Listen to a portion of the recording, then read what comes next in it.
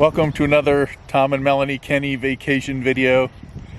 We're on our way from home base in Iowa City to Glacier National Park. And this is day one, and really the only stop of the day is in Blue Earth, Minnesota to see the statue of the Jolly Green Giant.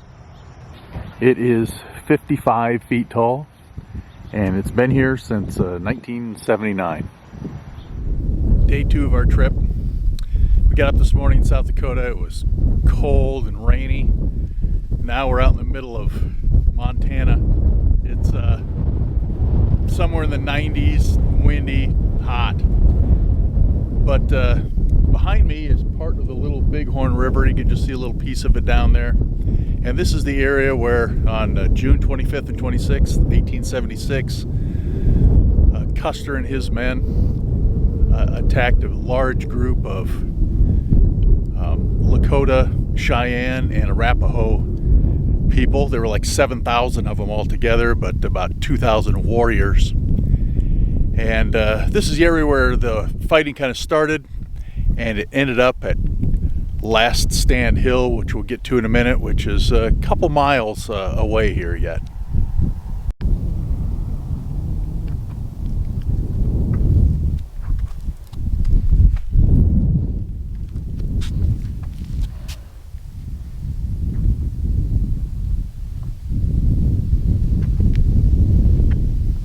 So the fighting kind of worked its way this way over these hills, and eventually, like I said, several miles away is where it all ended. And this is the site of Custer's last stand.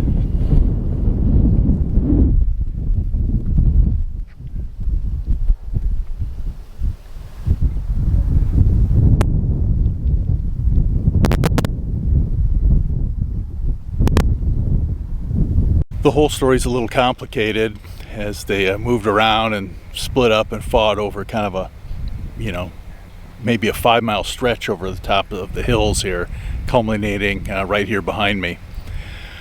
But in total, I think it was 263 cavalry soldiers were killed, and estimated 40 to 100 of the Indian warriors. 39 cavalry horses were shot and then laid down so that the cavalry had something to hide behind during the fighting.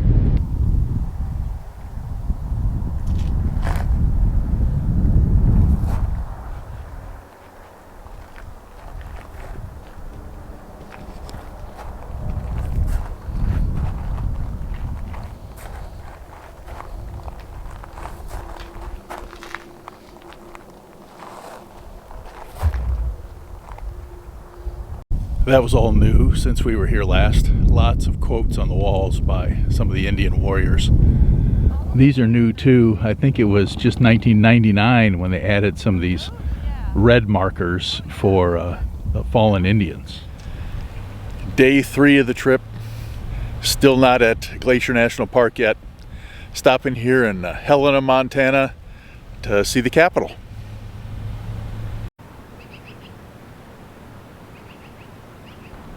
We've been here before, but it's been ages.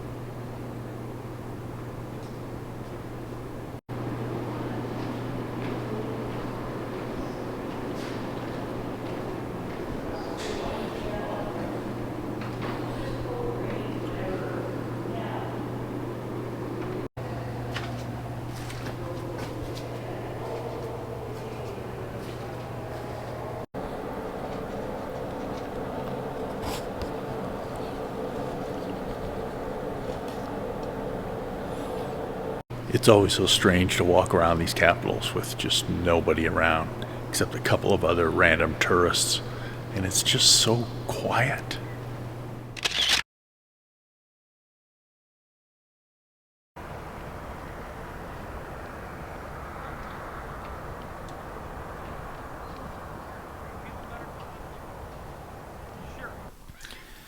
Made it to Glacier Park Lodge. This is our room, and that's it. It is just tiny.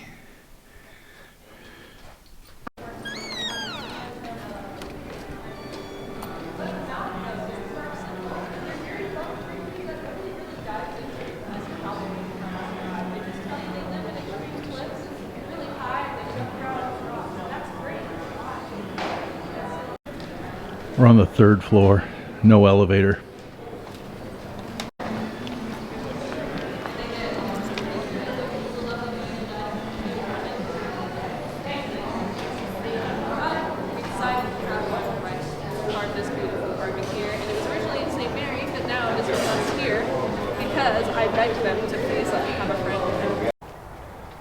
We're in the main building here, but there's a big section over here, and years ago we were here and stayed over in this part.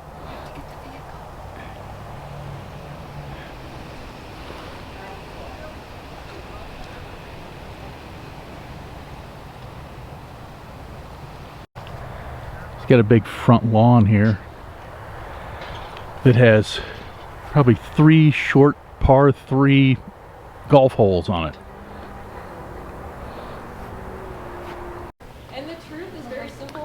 This is out the back of the building.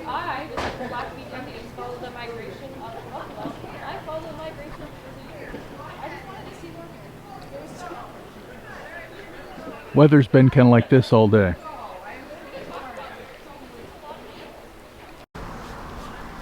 Not many places to eat around here, but we found a wood-fired pizza truck. This looks like it ought to be pretty good.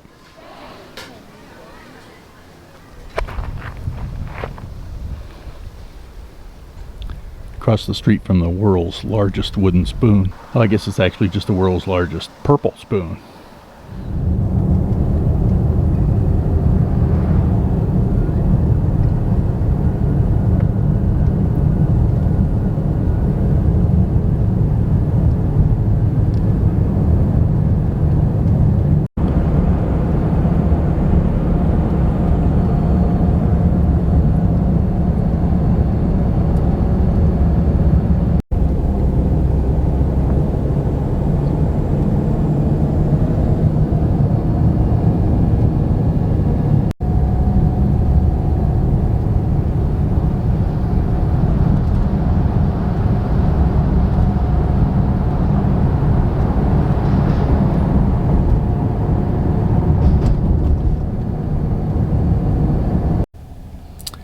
Well, welcome to Glacier National Park.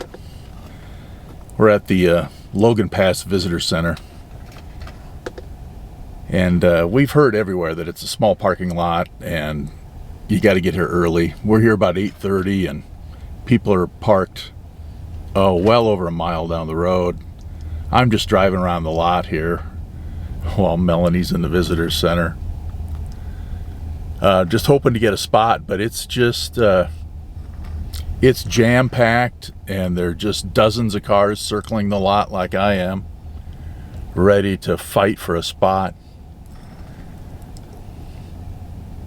And did I say we got here about 8:30? Which was just 2 hours too late. Like I said, even if somebody pulls out, there's just a lineup of cars waiting to fight for the spots.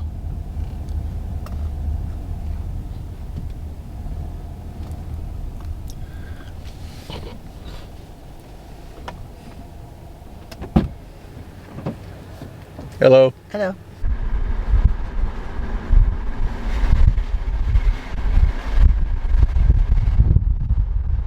This is a good mile down the road. Still just nowhere to park.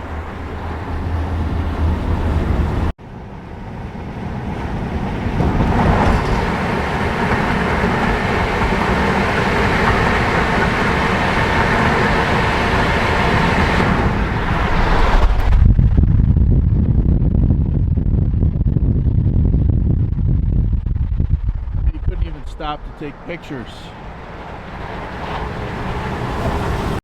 Well, we stopped and ate some bagels. Now we're driving back up along the Going to the Sun Road. We plan to do a couple hikes today, but I don't know what we're going to do since we can't seem to find a parking place.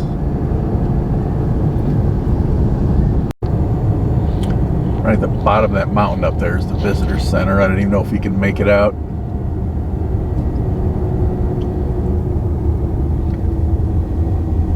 Seen a few bikers along here. This is just crazy. Oh, we sort of planned to hike up to Hidden Lake, which is through this pass up here. And then another hike over to our right.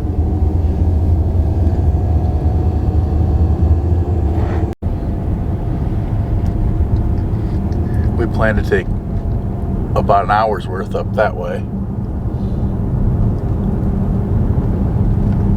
Let's see. So you can kind of see the road down there, and the Highline trail is above the road, hugging the cliff. It would be really cool.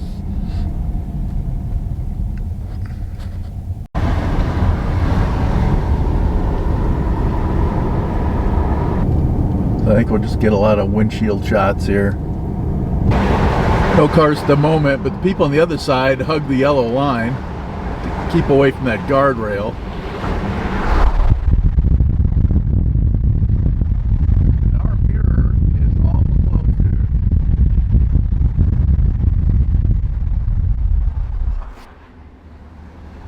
That is close.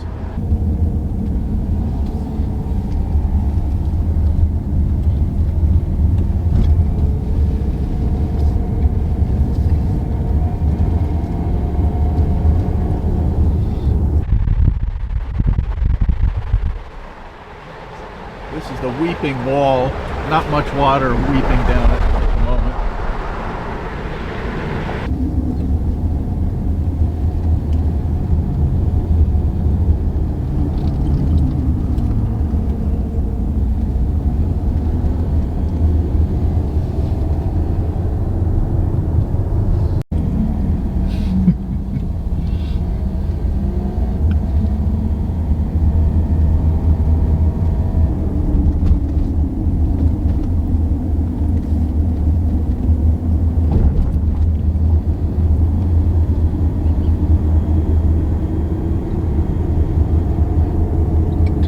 Somebody to come around one of these corners, kind of cut us off.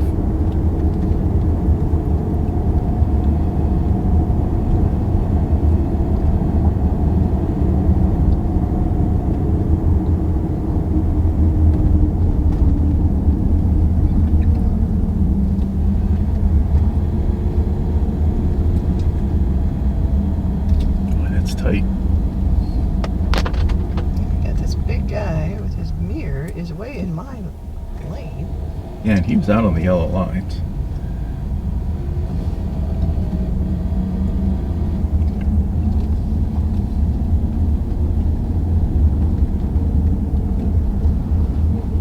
So's the shuttle.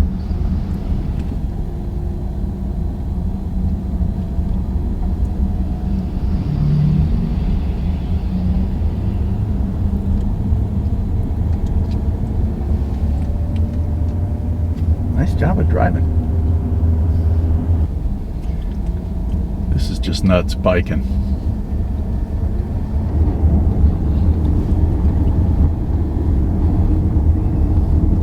These guys are crazy. Crazy for going uphill at fairly high elevation, but also you're just taking up road space where two cars can't fit the way it is. They're working in the tunnel.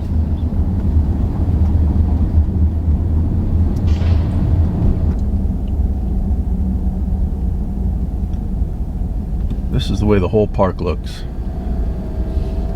as far as crowds. Nearly every pullout is just full of people. Every parking place in the park is taken up. So we've driven most of the way down going to the Sun Road. We're going to stop and look at the Lake McDonald Lodge, but can't find a place to park.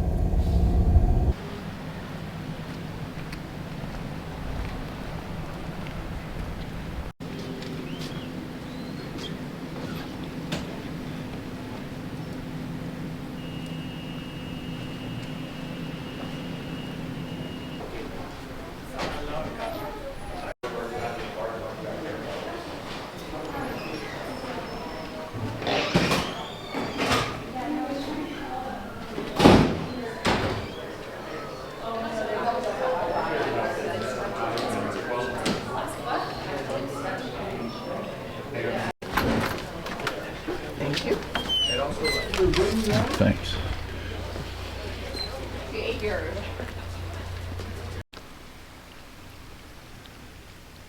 This is Lake McDonald, the west end of the park.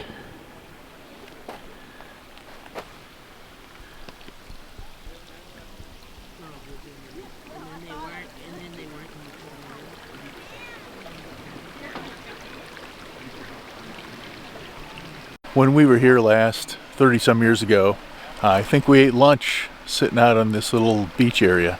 I'll have to check to see when the forest fires came through here, but it kind of looks bad over there. This is impressive. It's probably 5 feet tall. I don't want to get any closer to it because I don't want to disturb the ground and knock it down.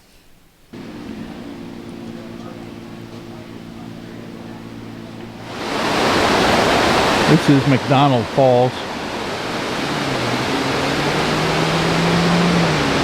They're right on the road. Up the road another mile to Sacred Dancing Cascade. And we had to drive back and forth by here several times to get a parking place.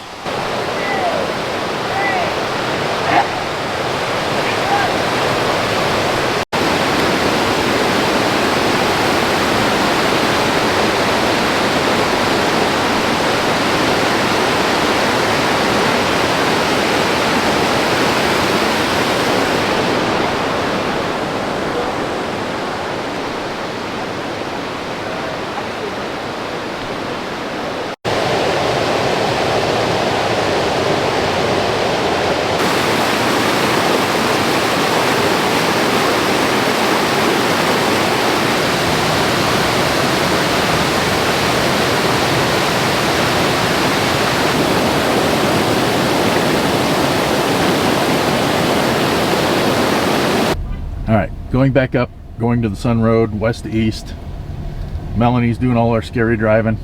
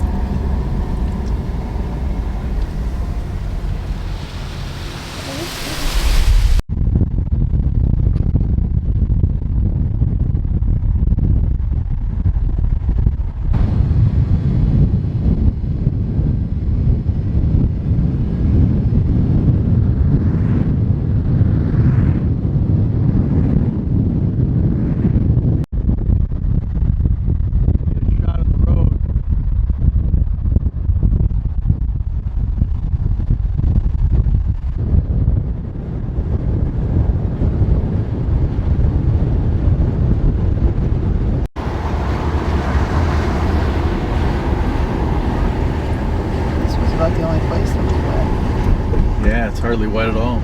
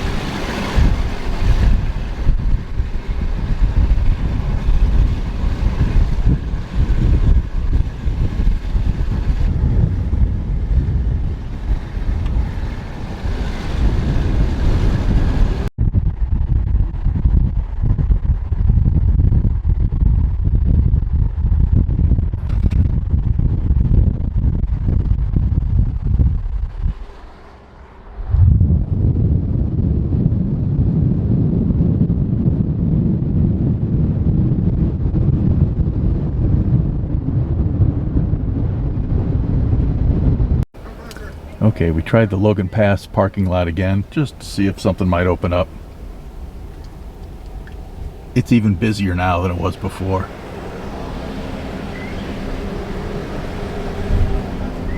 So the original plan was to come here to the Logan Pass parking lot, take a couple hikes, and then tomorrow just drive back and forth along going to the Sun Road.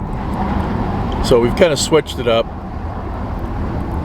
And it's about 1:15 now. And so we thought, well, we'll go up and down going to the Sun Road and then maybe come back and see if we can do a hike or two. But it's just incredibly busy. So the plan will be tomorrow to get up at 5 o'clock in the morning and get here by 6. 4:30.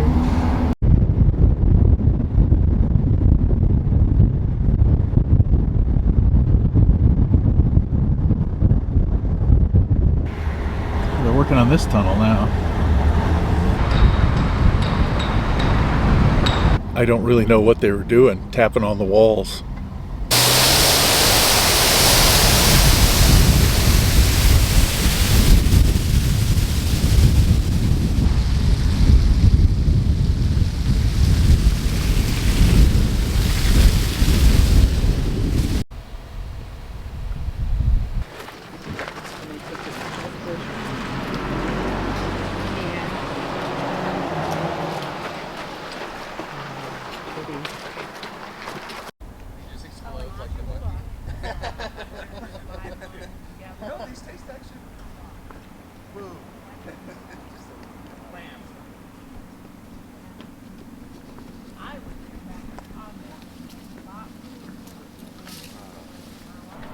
The forecast was for kind of hazy skies, so that's what we've got, but it still looks pretty good.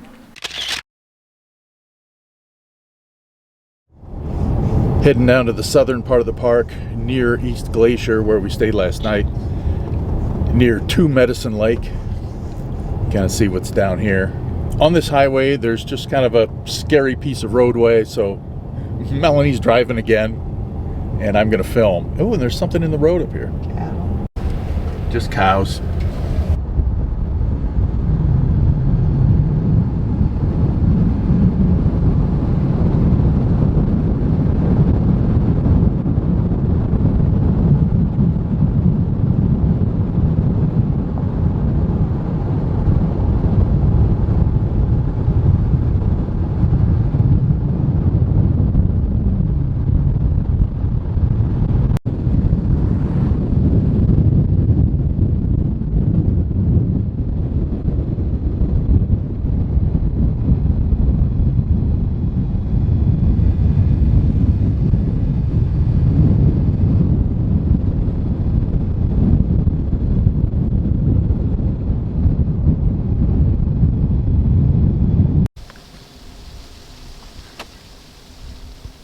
Okay, we're heading down this trail to see Running Eagle Falls.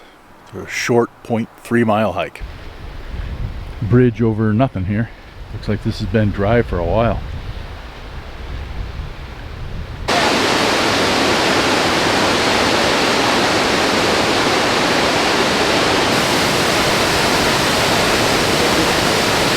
Earlier in the year, when there's more runoff from the snow, water actually comes over the top of that cliff also, and not just out of the cave.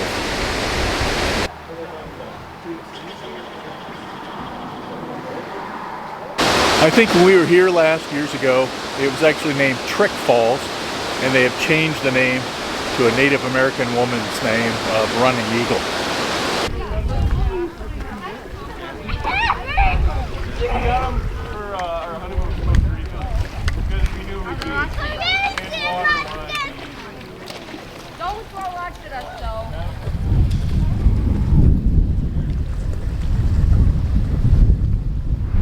We think the haze is getting worse. But this is St. Mary Village. There's actually a big lodge building behind that building. But we're in kind of the annex part of it, the West Motel. Right here. We got a spot! All right, it is 5:55 in the morning, and we're at Logan Pass. And, you know, after yesterday, we realized that we got here at 8:30, realized we were at least 2 hours too late. That was even a poor estimate. Well, I talked to a gentleman from Nebraska yesterday, and he said they got here Keep going. at 6:30 and got the very last spot.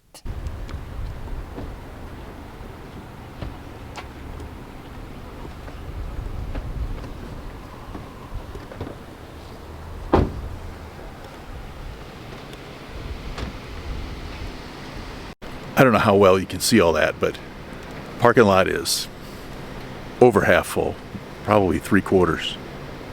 All right, that estimate was kind of bad. I'd say it's 90% full at 6 o'clock in the morning. Crazy. Now, the sun is thinking about coming up over the mountains over there, but you can still see stars. So our plan is to sit here for 2 hours and then go out and hike. Well, I've got 7:20.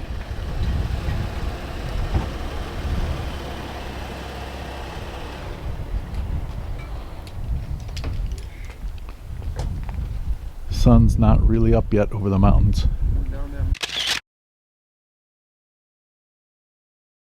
And today is September 3rd, 2025, our 42nd anniversary.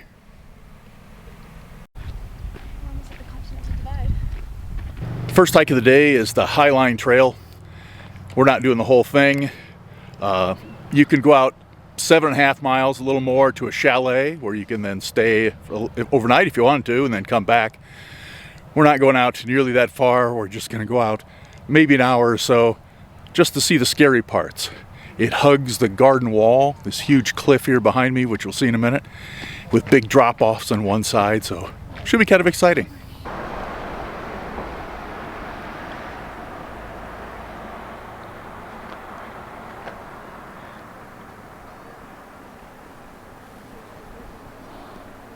Okay, there's the going to the sun road down below us, and you can see our trail up above it. And you can see how narrow it is with the big drop off where Melanie's at. But Melanie's happy to see that there is a cable attached to the wall here.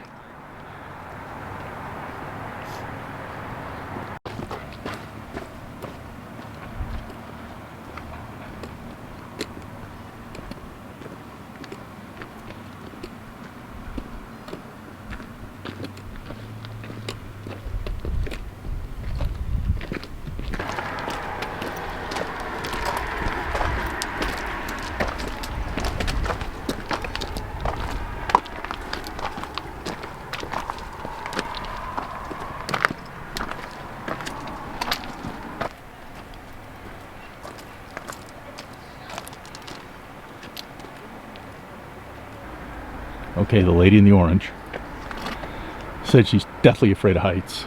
She's just got a death grip on that cable. And her hat turned down so she can't look over the edge and staring at the wall.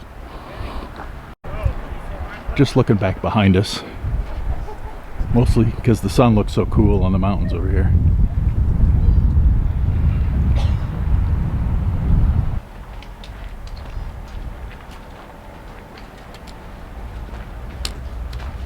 These rocks are really unstable up there.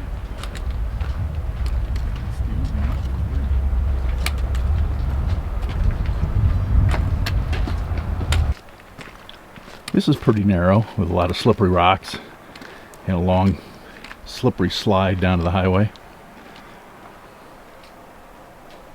Okay, the trail keeps going. You can see it up there.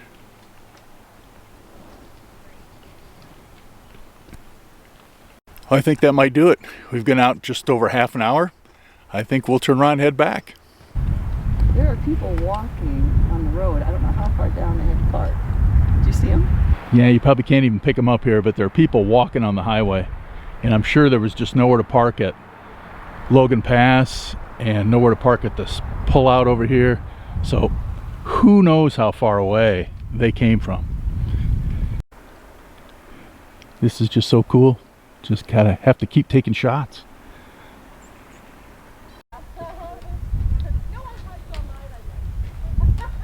No hand. No hand on the railing. Cable. The cable. Well, that piece of the Highline trail was fun. Now we're heading up to the Hidden Lake overlook. Okay, the signs inside conflicted a little bit. It's either 1.3 or 1.5 miles up to the top. First part of it here is paved. I don't know how well you can see them, but there's a lot of people on the trail. And over there on that dirt part too. And it goes up through this pass here. We're starting about 9:40. Lots of steps on this one too. This is looking back at the visitor center. Haven't gone up too far yet. This is a popular rest stop right here. Not very many people there at the moment.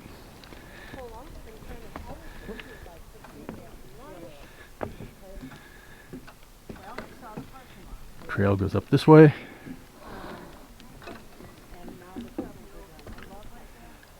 And just beautiful scenery all around.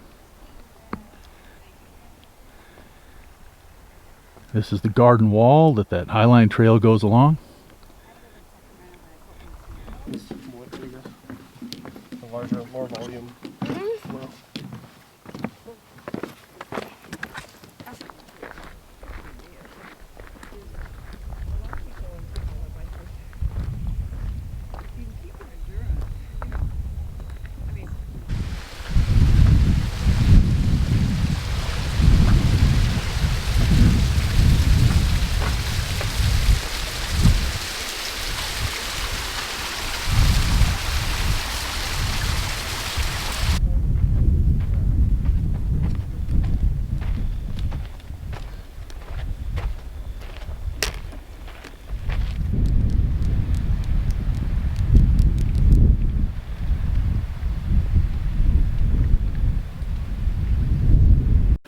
A little bit of shade here.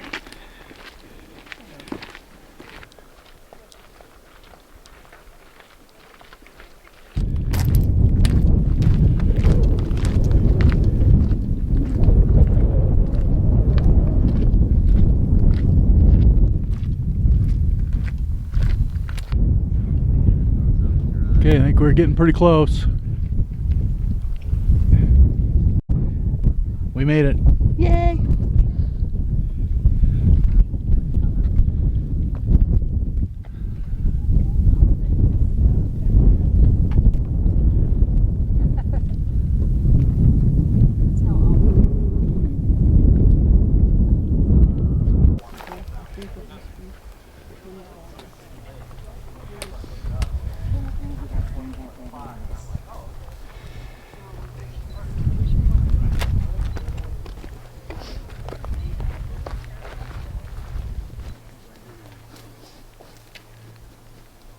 Not even eating too quickly. It's your view? Yeah, sure. Don't worry about it. Move back a little. Alright, good one. Well, you can't beat that.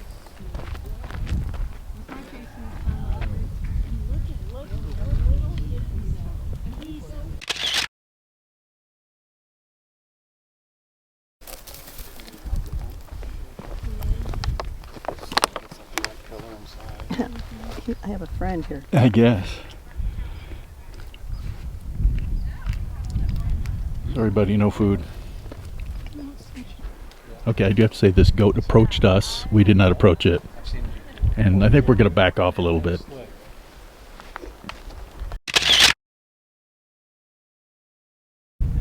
Okay, starting down 11:24. Well, that was about perfect. Good weather, great view, and mountain goats.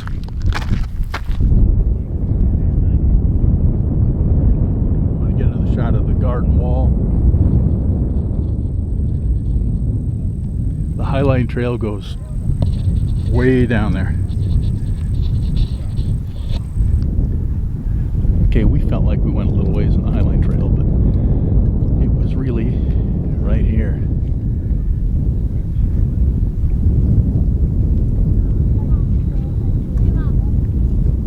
Back to the parking lot at 12:22. Different angle of Wild Goose Island.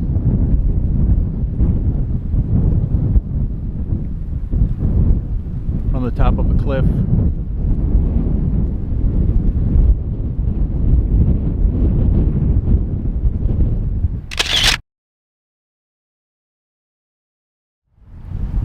Okay, we've made it to the Many Glacier area, and our room for tonight will be somewhere in this big lodge.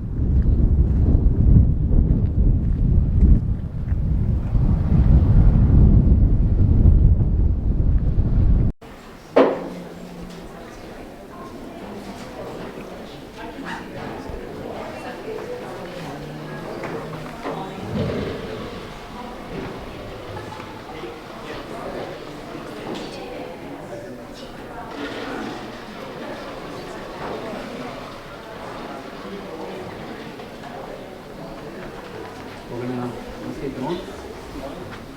I'm not flying with this. Unless this is how it wants.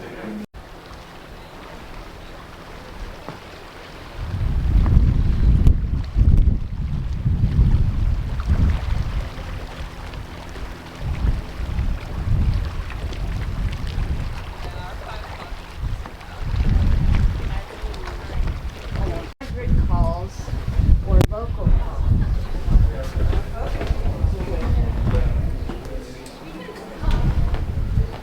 Comfy.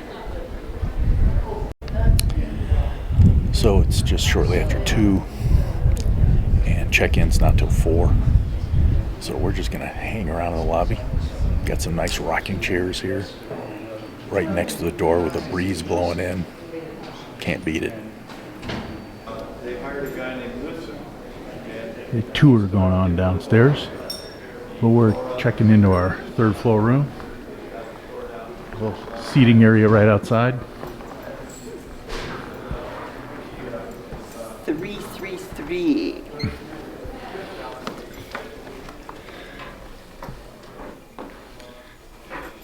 Nice big bed. A couple of what look like probably comfy chairs.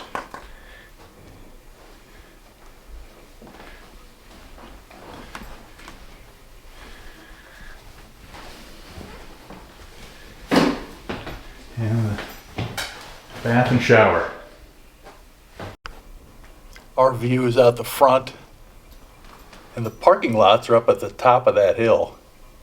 So we got to carry our luggage down from there, and then up 3 floors. This is the most we've ever paid for a hotel room, but it's our anniversary, and we got one 13 months ago. Right.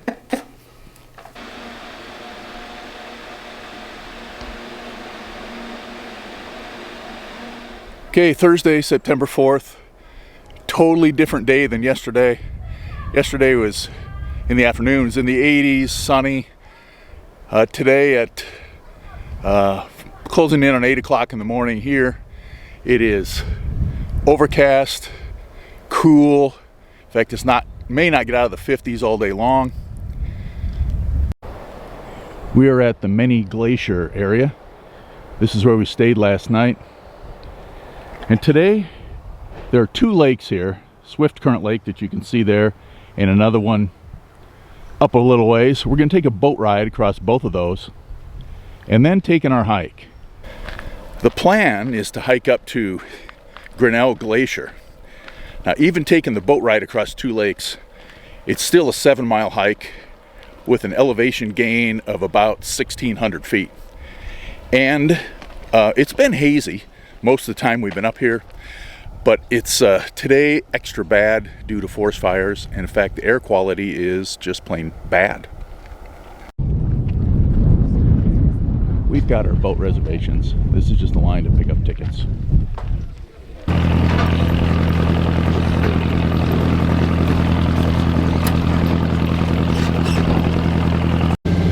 But again, when all's said and done, you guys are going to see the dock where we drop you off. It's a beach with great views on a beautiful lake. There are worse places to have to wait for a boat ride. Well, that was Swift Current Lake. Took less than 10 minutes.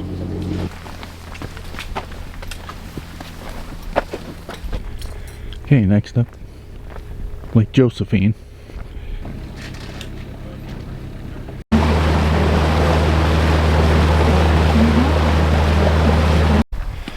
Okay, I've got 9:15. We're taking off. It is cold and windy, and that's here in the trees. So I don't know what it'll be like in the upper elevations.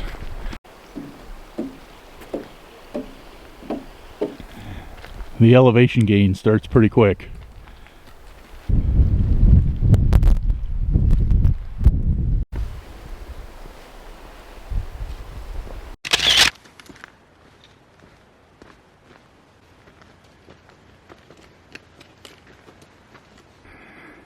We've been walking in a pretty steady drizzle since we left the boat dock, and it's really obscuring our views. The last minute decision to grab the raincoats was a pretty good idea.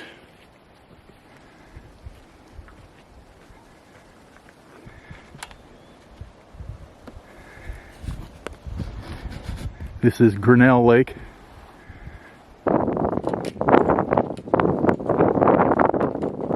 Well, Melanie just wiped out just climbing these rocks right here.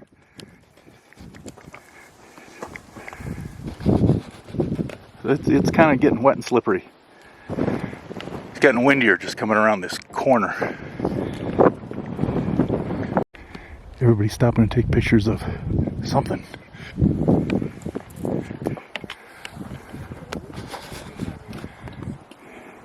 Right on the trail. Oh, that's pretty cool.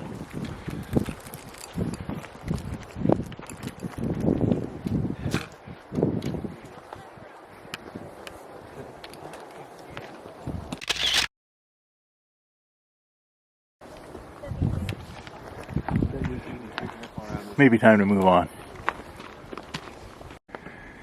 Well, Grinnell Lake is only about 100 feet higher than Lake Josephine at our boat dock. And so I don't know how much higher we are than that lake. Could be 1,000 feet. We think we see people halfway up this wall.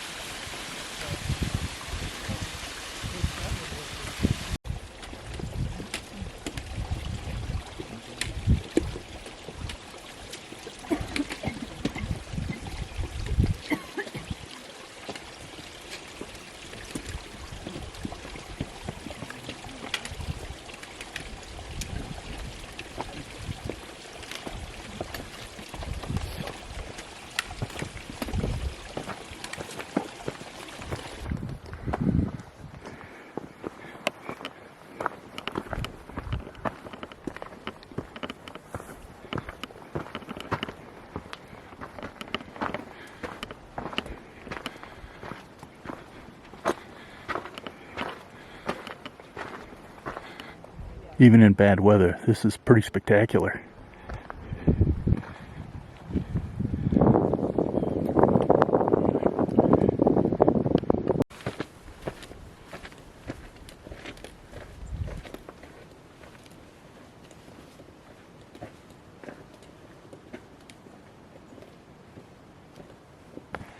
This is almost scrambling here.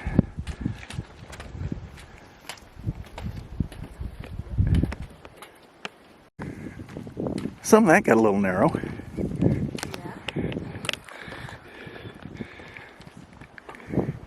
And right here looks a little sketchy.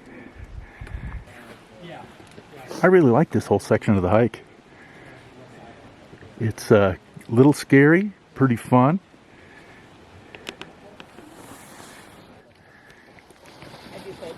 Take a shot of Lake Josephine. That's where we started.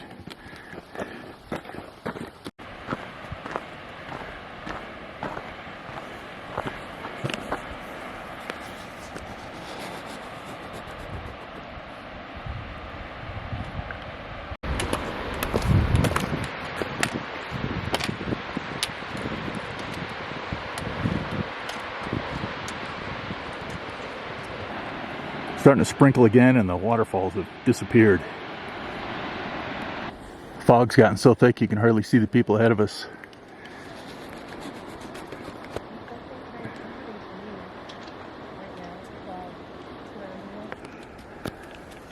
We passed a sign a little bit ago that said 0.4 miles, and I think that whole 0.4 miles is just stairs. Okay, we've made it to the Grinnell Glacier Overlook, and you're just gonna have to trust me because you really can't see anything. Okay, I was just told that there are 3 cool looking peaks right here behind my head.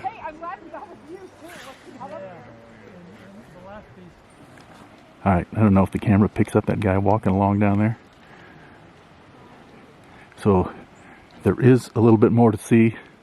Well, there would be, but not today. I think we're calling it quits. We got here about 1 o'clock. Okay, I think that's gonna wrap this one up. We made it. Took a long time. We were moving slow. The weather was bad. But all in all, it's kind of an epic hike. So I'd recommend it. But this behind us is all you can see. Back at the boat dock at exactly 4 o'clock. We weren't in time to make the 4:15 boat, so we gotta wait for the 5 o'clock boat. Well, my thoughts on that one. I really liked it. It was kind of an epic hike. Long, high elevation gain. Some serious sketchy parts along the side of cliffs. And bighorn sheep, as well as some mountain goats. So that part was fun. As far as negatives or maybe slightly disappointing things is the weather was cold and it rained halfway up, and near the top the fog was just super thick, so we really didn't get to see anything, but the experience of the hike was certainly worth it.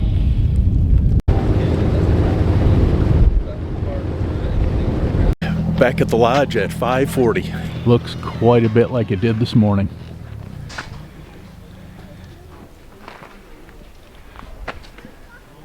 Alright, just showing this sign because it happens to be here, but we just drove miles out of the way and realized that the highway we're on that goes into Canada, the port of entry is closed. So we've got to backtrack miles to take a different highway. It's now 6:48, so let's see how long it takes us to go. It's going to take at least an hour out of the way. Made it to the Prince of Wales Hotel at 8:10. So it's hard to tell how long we went out of the way with that one point of entry being closed. This is such a cool looking hotel. And tomorrow we're hiking up to the top of Bear's Hump. Here's my totals for the day. 23,847 steps, 11.24 miles, and I went up 166 floors.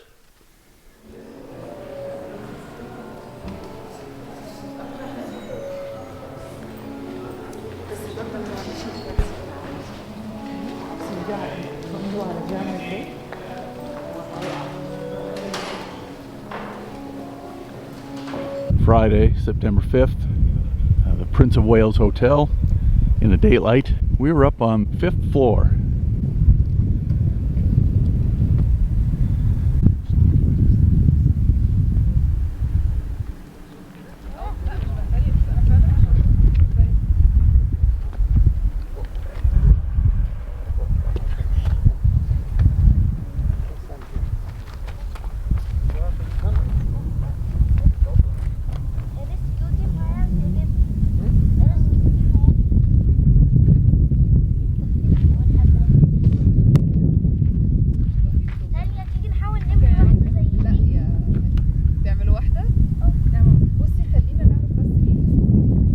Taking a short but very steep hike up to Bear's Hump. About a 1.5 mile round trip. We go up 738 feet.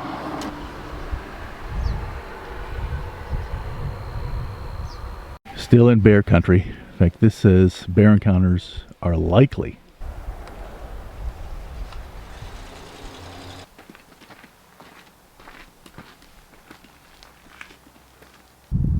I don't know when the fire came through, but makes it a lot easier to see the hotel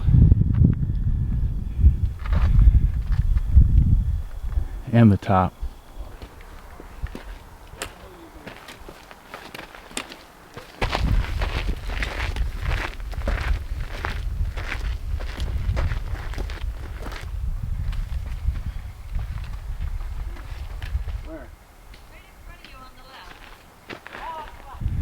Today I find this pretty difficult. And I'm blaming yesterday's hike up to Grinnell Glacier.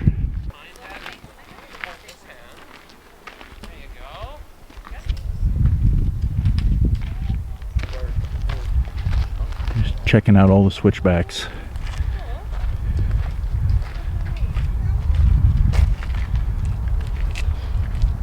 Just some more switchbacks left. I hope we're getting close. Kind of a grueling flight of steps right there, followed by these. All right, we made it. Standing on the summit.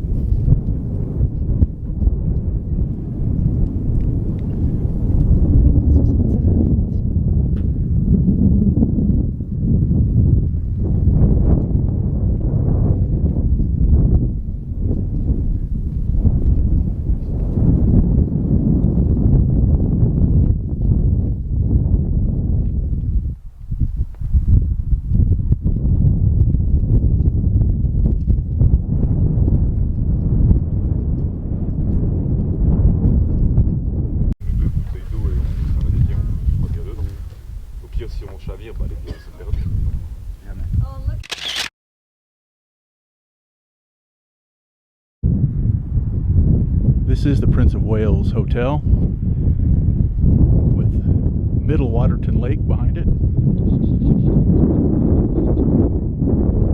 the Waterton Township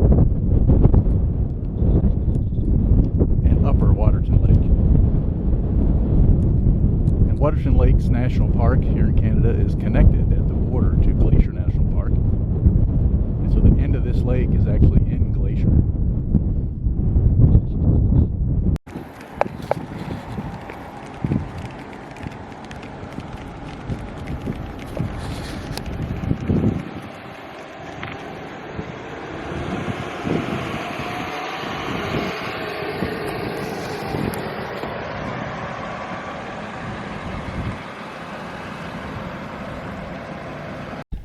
Well, that was kind of fun.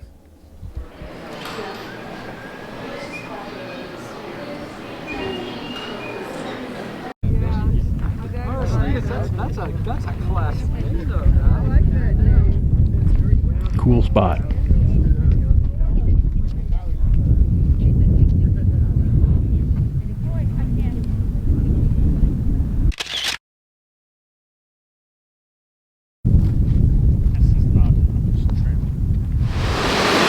Our first stop right in the town of Waterton is Cameron Falls.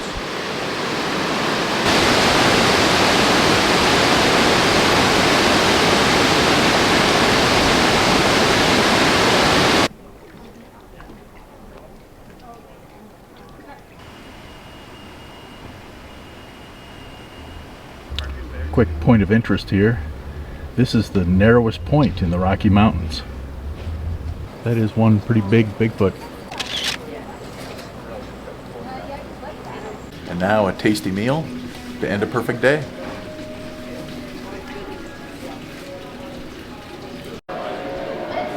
This is a really cool old hotel, but we're not really sure what it does in the wintertime. Because when we were eating in town, we were told that the town just shuts down in October and doesn't open up again until May. There's only a couple businesses that stay open downtown. Pretty much everybody either leaves or just stays in their house. Like there's 40 people in the whole town because it's just so cold and windy and snowy. Okay, we're not done with the day yet, but I did get over 10,000 steps. Sunday, September 7th, made it to North Dakota, to the north unit of Theodore Roosevelt National Park. We're going to take a hike here and then explore the south unit tomorrow. And we did not get the camera out all day yesterday, just a driving day. Doesn't happen very often.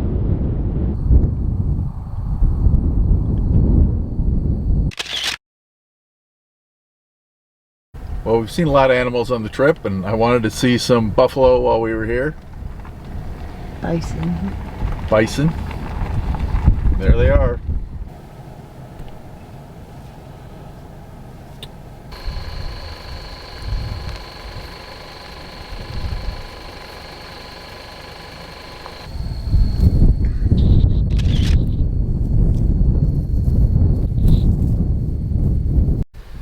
We're at the end of the scenic drive.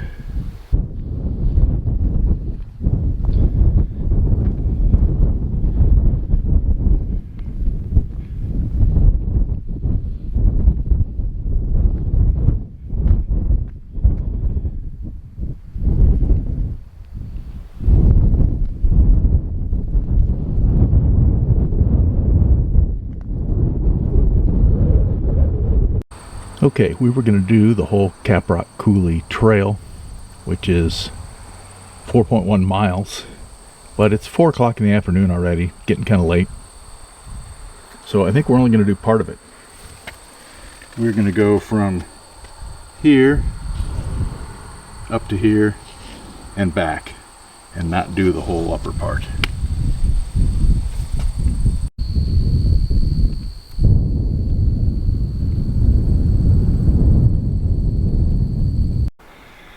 After a few days of hiking, the steps are starting to look kind of intimidating.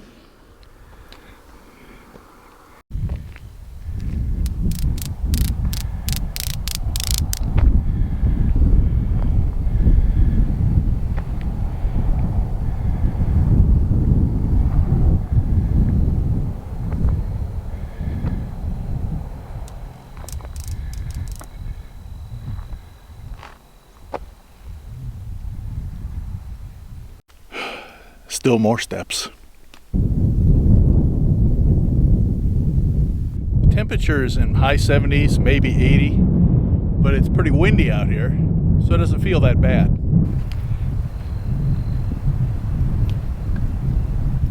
Still more.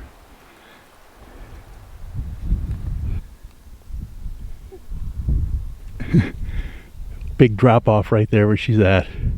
That's why that log is there, to keep you on the trail.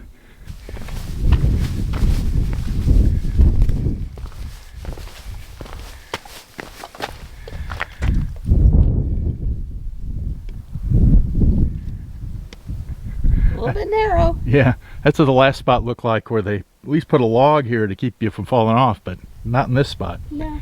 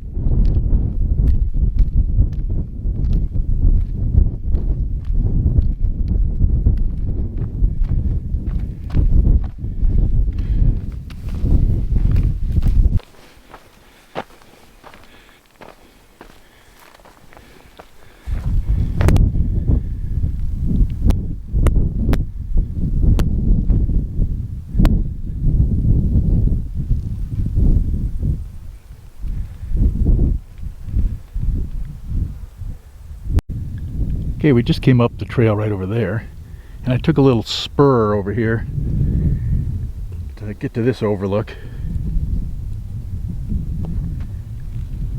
looking away from the river.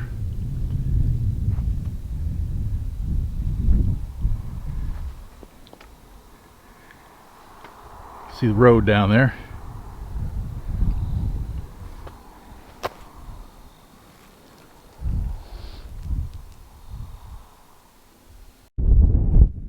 Okay, gonna get back in the main trail here in a second.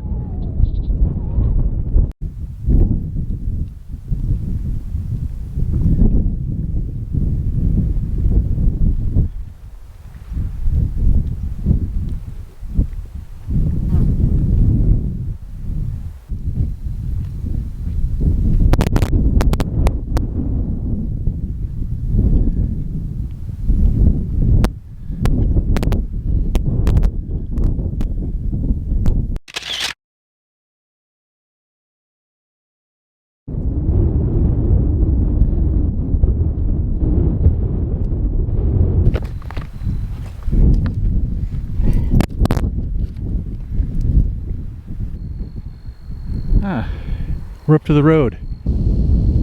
Here is the River Bend overlook.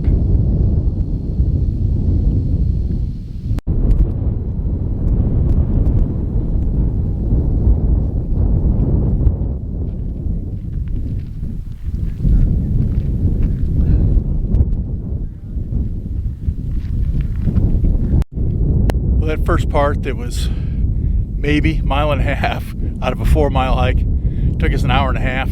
And it was pretty hard. So we're hoping the rest of this is walking on level ground.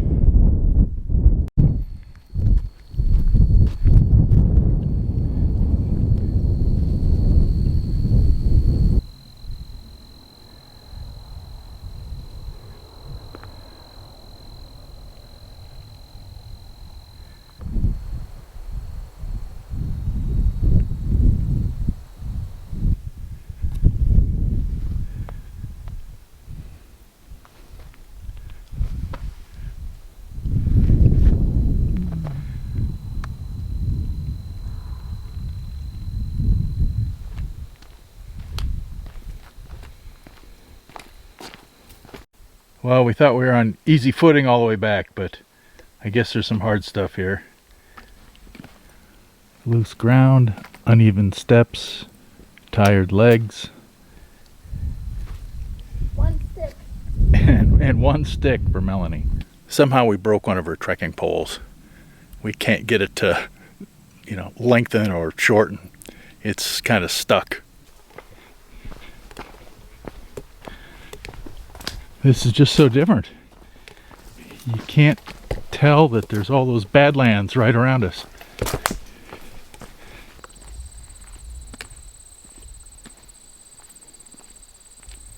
There's an awful lot of it here at the end, through the trees. Well, that's it for the Caprock Coulee hike. My legs hurt. I'm a little tired, but I think that's just an accumulation of several days of hiking, even though we had yesterday off. But that was kind of a fun hike. I'm kind of glad we did it the direction that we did, counterclockwise. No, that was clockwise. Yeah, get it right, Tom. And we did the really hard parts first, and they were kind of hard. They were steep, some treacherous footing, but it was kind of fun. And then the last, more than half of it was kind of a variety. Kind of out in the grass on level ground. That was easy walking. And then some ups and downs, and then finishing through the thick trees. So all in all, it was good. We're the last car in the lot. Yeah, it's getting late. Took us about 3.5 hours, and it's 7:30. So we were just in the north unit, which is in the central time zone. So we got there central time. I don't know what time it was, 3:30, but we started hiking at 4, hiked till 7:30, and now we're driving towards the south unit where we're going to stay, and it goes back to mountain time. So We finished that hike at 7:30. You know, packed up our stuff and drove through the park, and we're now out on the highway. And it's back to 7 o'clock. So that's kind of fun. Just pulled into the hotel. Today I've got 11,820 steps. I think all of that was on that hike. Monday morning, September 8th in Dickinson, South Dakota. We're all alone in here. It's pretty quiet. Except for these guys.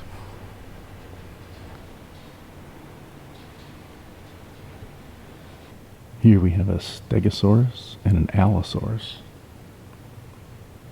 Both Jurassic period dinosaurs, but neither of them actually found in North Dakota.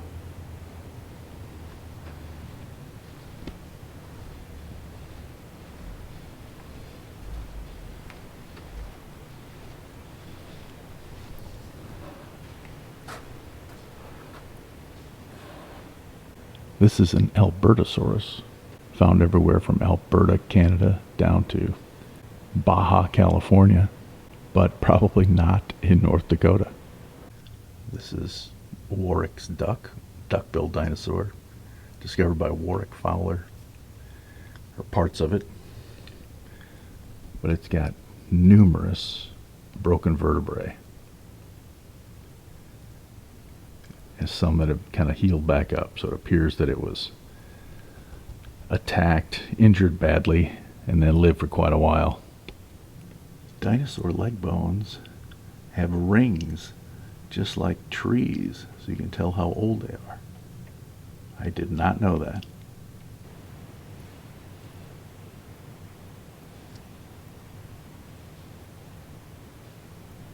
This Triceratops had the tip of its tail broken. They're guessing it got stomped on by something.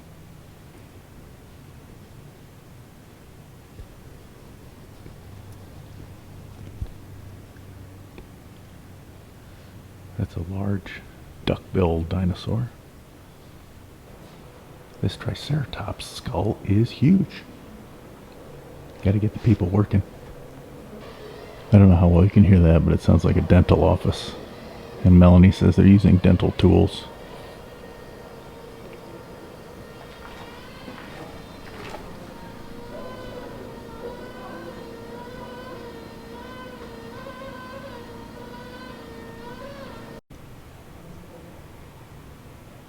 Still trying to figure out just exactly what these dinosaurs looked like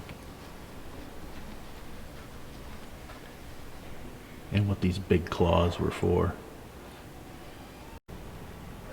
They may have been covered by feathers, and the claws may not be so much for killing other things. Got some pteranodons here.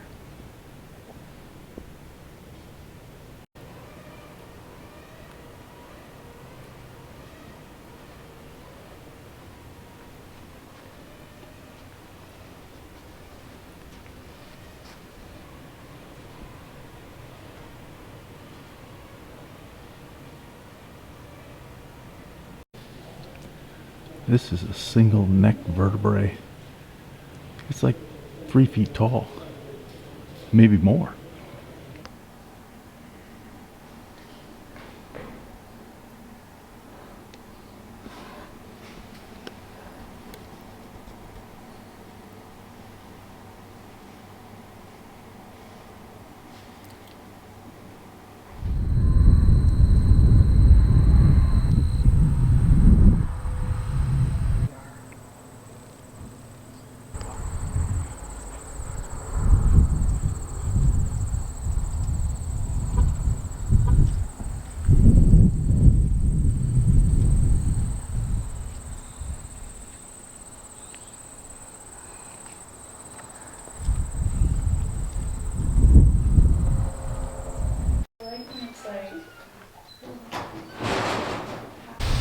This is the Maltese Cross cabin that belonged to Teddy Roosevelt. His ranching partners built it for him while he was away to his specifications on the ranch that they lived on, which was 35 miles north of here. The cabin was then dismantled and moved around to several places in the country on display, and then eventually came back here.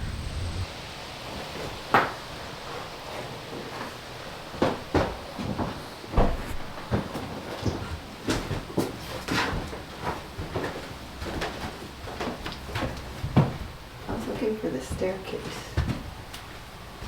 Staircase? Yeah, they said the hands went up into the wall.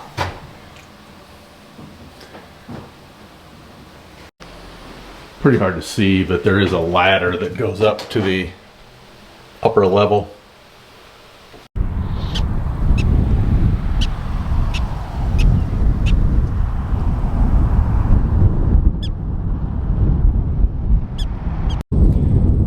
Big prairie dog town here. Pretty hard to catch most of them. That's not a prairie dog.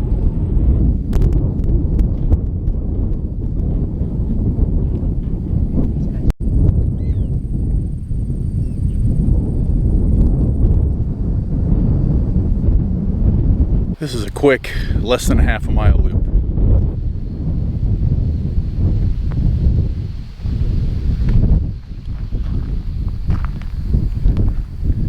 River is dry.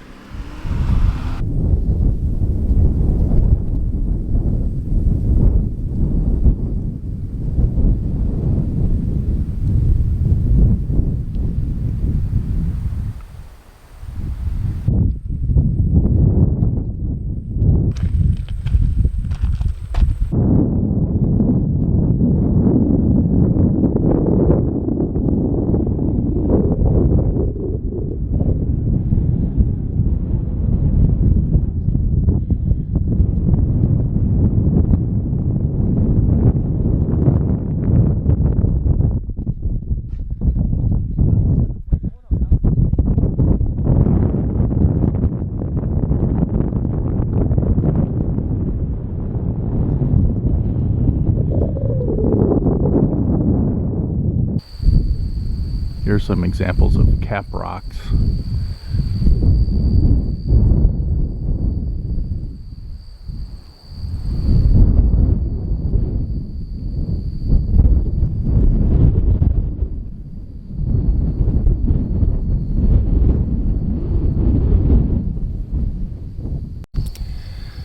Back in the North Unit for a quick stop, and then we're meeting Cindy and Randy Majerus at a campsite just a few miles from here.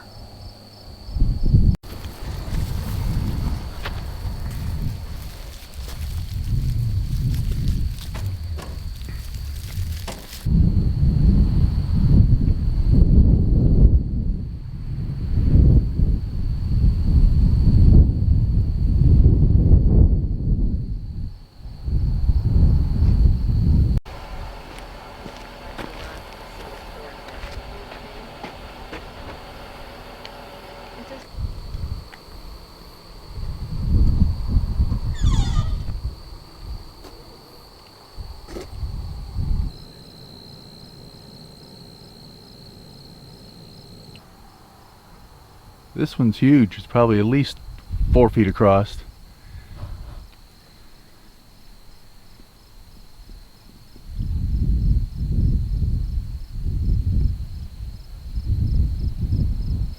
Weird stuff.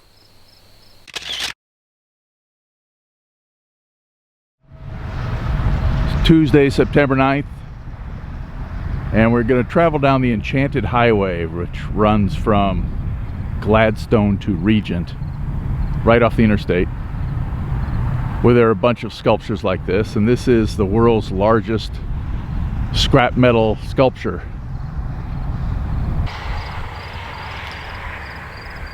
The sign says this was started by a guy named Gary Greff from Regent more than 20 years ago. But I don't know how old the sign is, so I don't know how long 20 years ago is. But he and a bunch of other farmers welded one of these sculptures together down near Regent, which is 20 or 30 miles away from here. So we'll drive down the highway to see all the sculptures they ended up doing. And then the road leading up here was just lined with, I don't know how many, hundreds of scrap metal geese.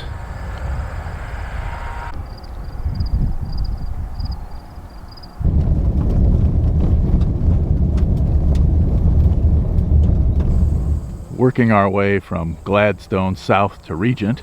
This is the next one. They're huge. This is kind of cool. I don't know whether I should try to get lost in there or not.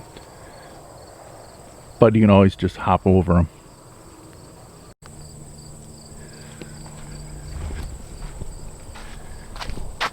Melanie said you can tell by the path, but there's two paths here. I guess this one looks a little more worn. No.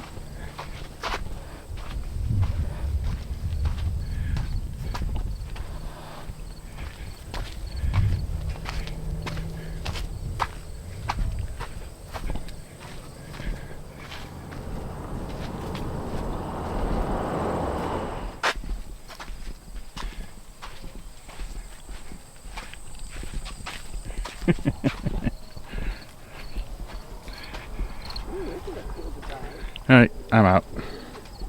You like that design? Yeah, I like that one.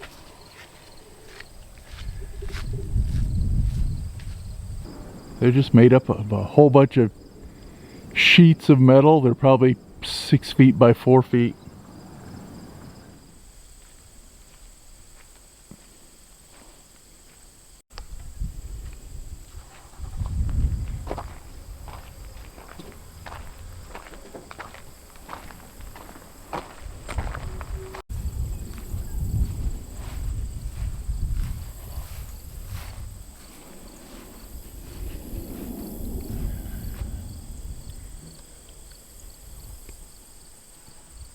I think I saw this in a 1950s sci-fi movie.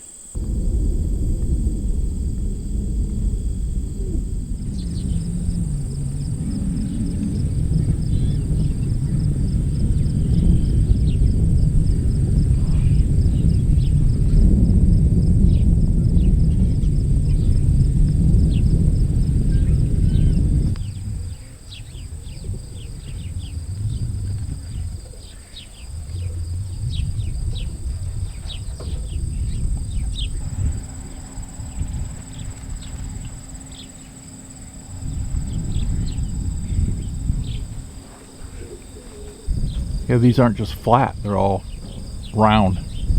More work.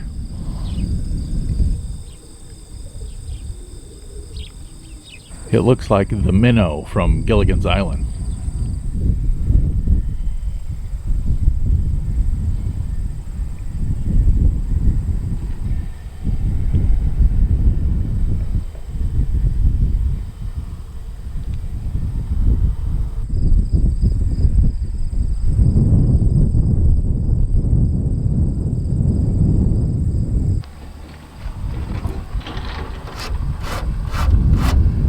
Not sheets of metal like the other ones.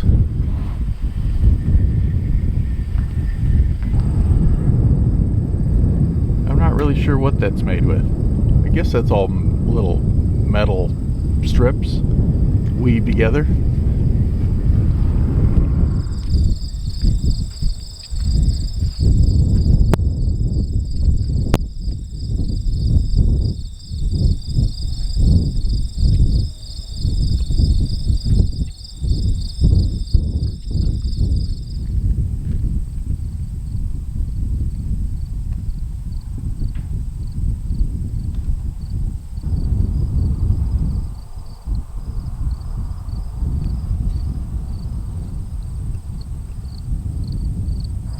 Looking at her hair, I can't tell if that's barbed wire or what. The feet are old livestock water troughs. Looks like some of it just made out of big barrels.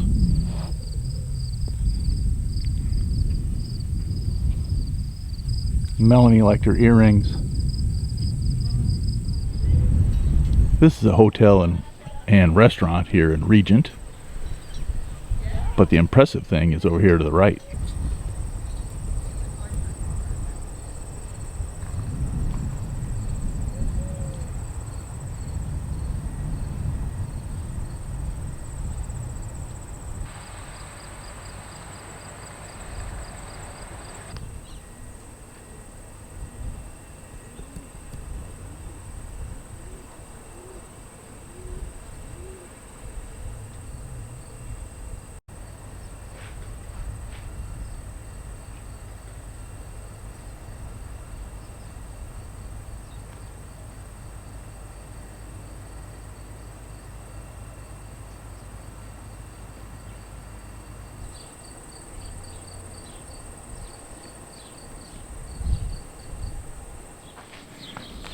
Got some bison here, but really came to see this.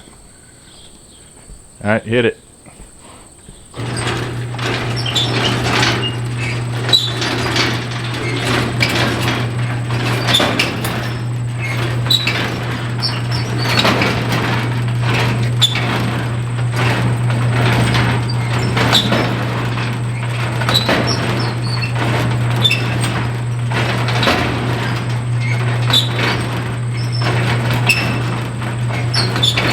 And that should do it for the Enchanted Highway. It was worth it. It was kind of funny. Yeah, the whirligig there was kind of funny there at the end. But I was impressed with the grasshoppers because they look like something out of a 50s science fiction movie. The fish were pretty impressive. The pheasants were pretty impressive. But I think my favorite was the knight and the dragon.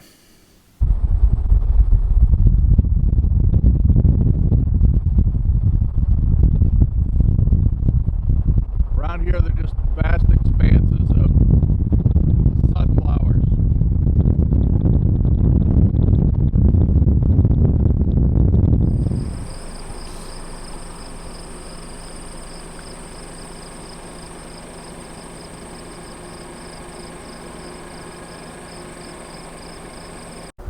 Yeah, this is Salem Sioux, world's largest Holstein cow.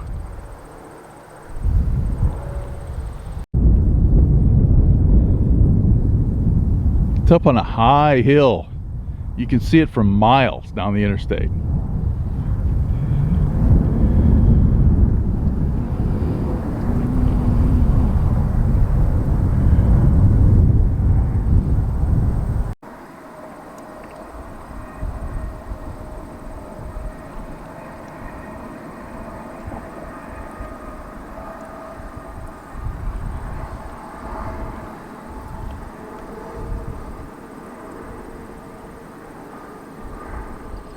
Here's the next stop on our North Dakota tour.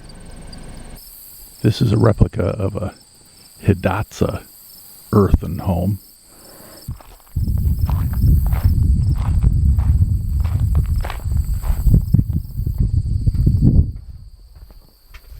Got a buffalo hide door.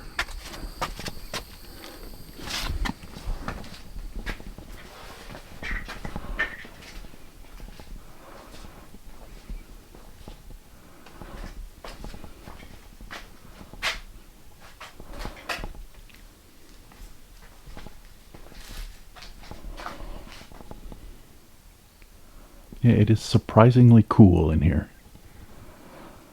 So at one time there were 5 villages here where the Knife River meets the Missouri River. 2 were of the Mandan tribe and 3 were the Hidatsas. During the winter of 1804 to 1805, Lewis and Clark spent the winter there at nearby Fort Mandan. And Sacagawea was living up here, and they asked she and her husband to accompany them on their expedition.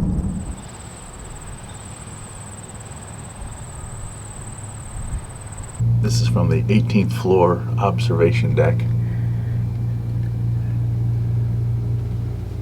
Facing more or less south here. See the river over there. We're parked right here. This is looking easterly.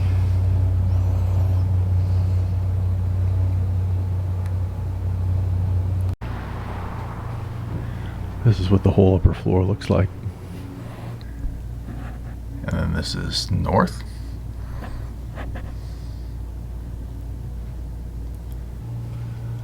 And then west, kind of into the sun.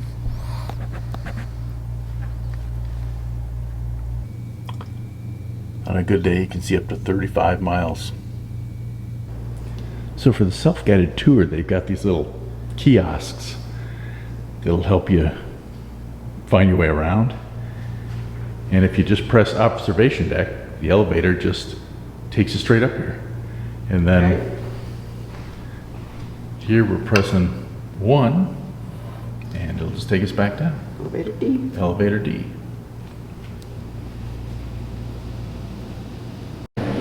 So the building was originally constructed in 1933, but everything in here now is pretty high tech. It's odd to have an elevator with no buttons. Yeah, because it just takes us directly up to the observation deck. And yes, I forgot my regular glasses in the car, so I'm stuck here inside the building with sunglasses on.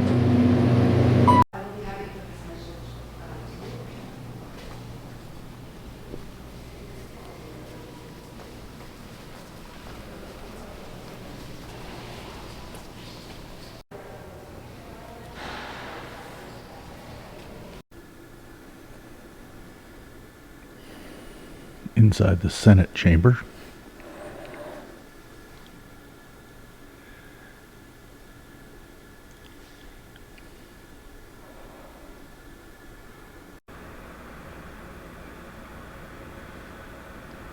And now we're on the house balcony.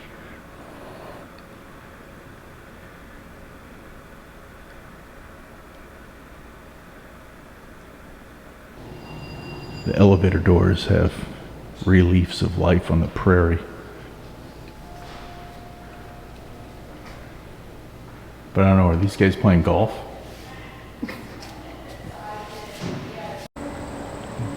Sacagawea.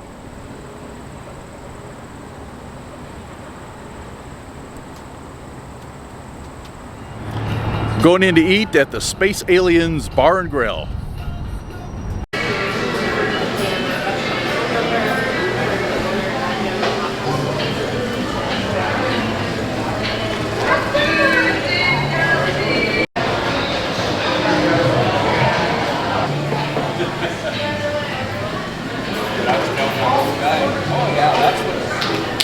That happens.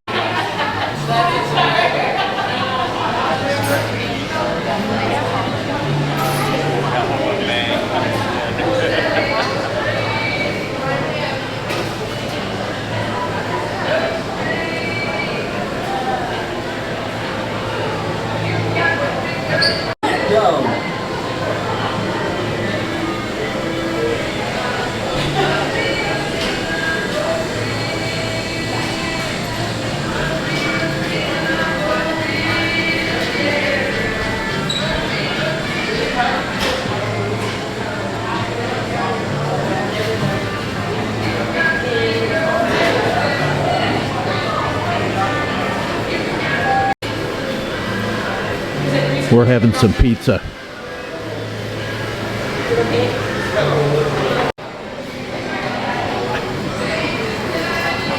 Thank you. Thanks. Next on our tour of world's largest is the world's largest sandhill crane in Steele, North Dakota.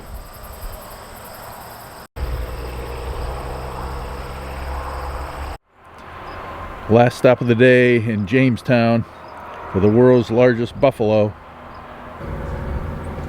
46 feet long, 26 feet high.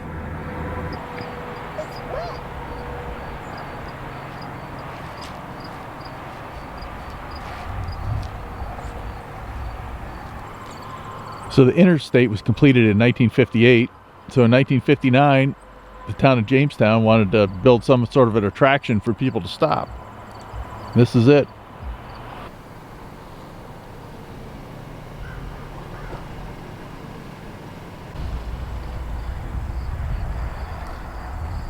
Kind of a cool looking Old West town replica here.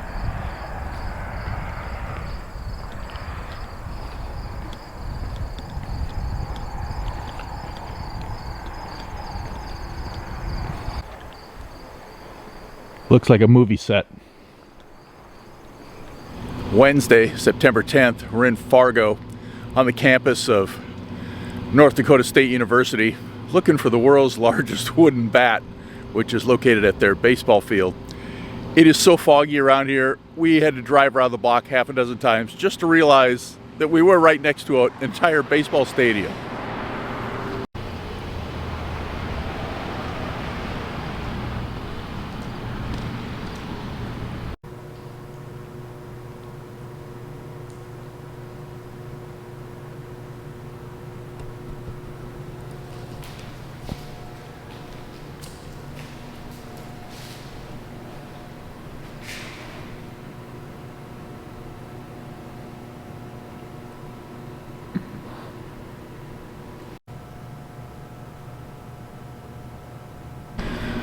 I'm actually a little confused. It's not actually the university team. We believe that's a minor league team. But we're definitely on the campus. We've moved on to the Fargo Moorhead Visitor Center. And they have a walk of fame here. Where there's a bunch of cement that people have put their handprints and signatures and whatnot into. And it's just a bunch of movie stars, musicians, authors, athletes, religious leaders, and celebrities. A lot of these are hard to read, but this is Styx, Joan Jett, Stevie Ray Vaughan, you know, all the old rockers. Sawyer Brown. Dr. Ruth. Dr. Ruth. Bert and Ernie from Sesame Street. Tiny Tim. Tiny Tim. Wow. Chuck Yeager, astronaut.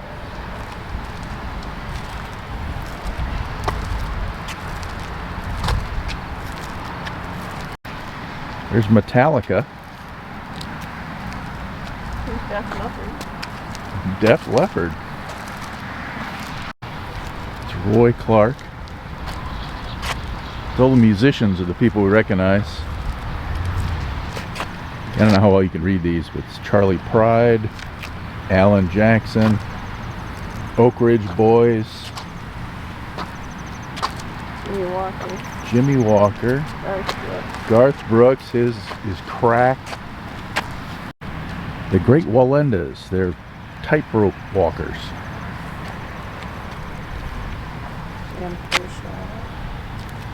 Bobby B.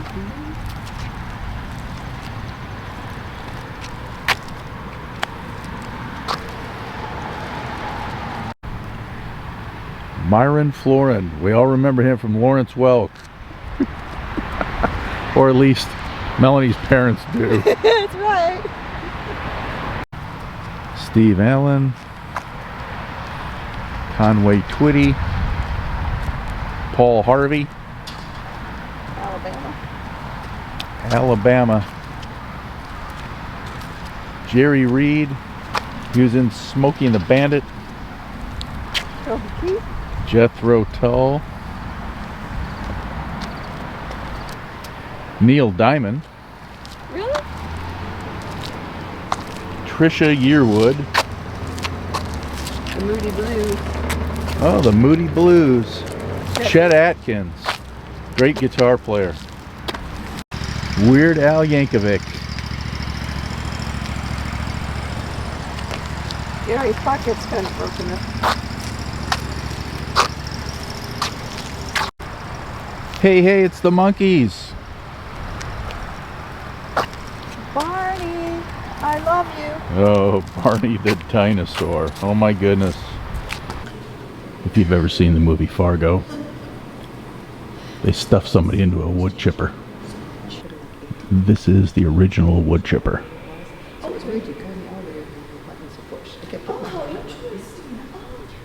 These are the Coen brothers that wrote and directed the movie.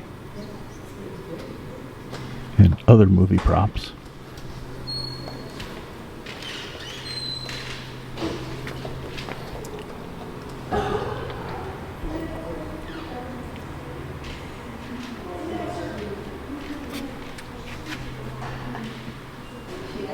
The Coen brothers are from North Dakota. We are now in Frazee, Minnesota.